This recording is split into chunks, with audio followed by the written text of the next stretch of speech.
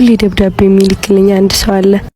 በአካልም ሆኖ በመልክ አላውቀውም፣ ግን ከማነበው ደብዳቤ ፍቅር ይዞኛል። ለምን ይሆን ግን የተደበቀው?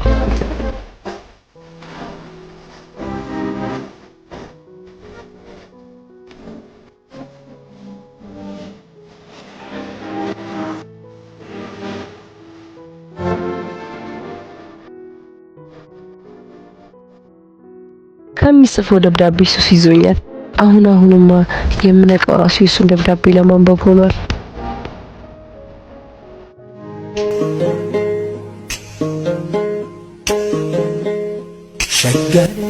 እኔን ለማየት ያላትን ጉጉት ሳይ ማንነቴን ልነግራት ወስናለሁ።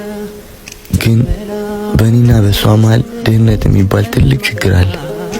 ድህነቴን እስካሸንፍ ድረስ ማንነቴን አልነግራትም።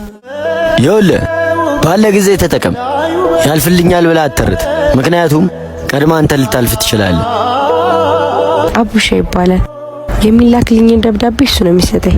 በተደጋጋሚ ስለማንነቱ ጠይቄዋለሁ፣ ግን አቡሻም እንደማያውቀውና ጠዋት ከእንቅልፉ ሲነሳ ደብዳቤው ተቀምጦ እንደሚያገኘው ነው የነገረኝ። ቀኑን ተሳስብ አቡሻ ዛሬ ደብዳቤ የለኝም እንዴ? አራልሽ እሺ አመሰግናለሁ። አንዱናል መንገዴ አቡሻ ሰጣት? አዎ ሰጥቻታለሁ። አቡሻ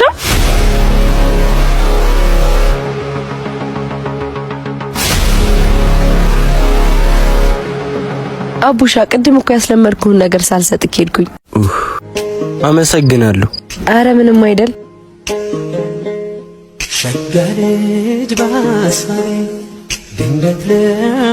ዛሬ በጠዋት ሂጄ ደብዳቤው ማን እንደሚያስቀምጥልኝ ተደብቄ ያለሁ።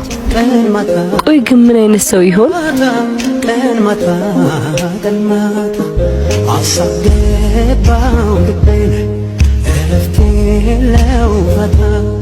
ዛሬ ያገሰቴ ካለሽበት ቦታ ባካል ረሺድ በዝጋሽ ፋንታ ባካል ረሺለኝ በትዝ ዛሬ ደግሞ በጠዋቱ ማንነቴ ልታጣራ መጣለች።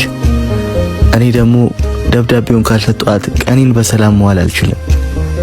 ስለዚህ ግዴታ ልሰጣት ይገባል። ቆይ ዛሬ ደብዳቤ ያስቀምጥልኝ ማለት ነው? ቆይ ለምንድን ነው የምታስጨንቀኝ? ወይ በደንብ አልቀረብከኝ፣ ወይ ደግሞ ከነጭራሹ አራከኝ።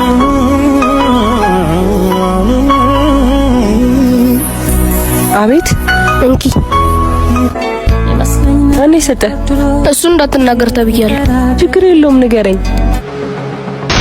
ያው እዛ ጋ እንዴ? አሁን እዛ ጋ ነበር።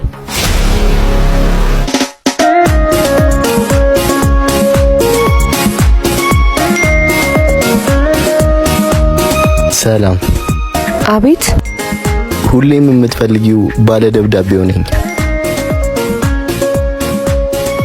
የምርህን ነው? አዎ፣ ማንነቴን ለማወቅ የምትፈልጊ ከሆነ አቡሻ ጋር እየጠበቁሽ ነው።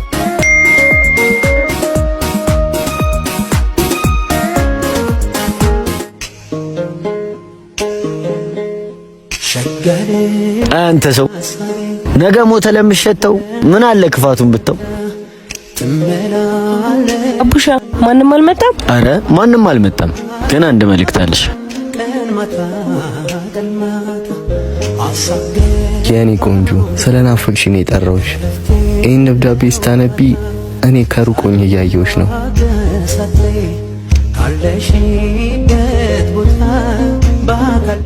ቆይ ለምንድን ነው የምትሸሸኝ? በማይዳሰስ ዓለም ውስጥ እንድኖር እያረከኝ ነው። በእናትህ ማንነት ግን ንገረኝ። እየተጎዳሁ ነው ያለሁት። ኡፍ የኔ ምስኪን፣ ፈልጌው እኮ አይደለም መርቅሽ። ያፈቀረሽ በልቶ ስለማደሩ የሚጨነቅ ደሃ ሰው ነው ብዬ እንዴት ልንገርሽ? እናቴ እምልልሃለሁ፣ ነገ ተመልሼ ስመጣ ደብዳቤውን ሳይሆን አንተ ነው ማግኘት የምፈልገው። ካልሆነ ግን ሁለተኛ ደብዳቤውን ለመውሰድ አልመጣም። እየወደድኩም ቢሆን ተውሃለሁ። ቆይ እሺ አሁን የቱን ነው የምመርጠው?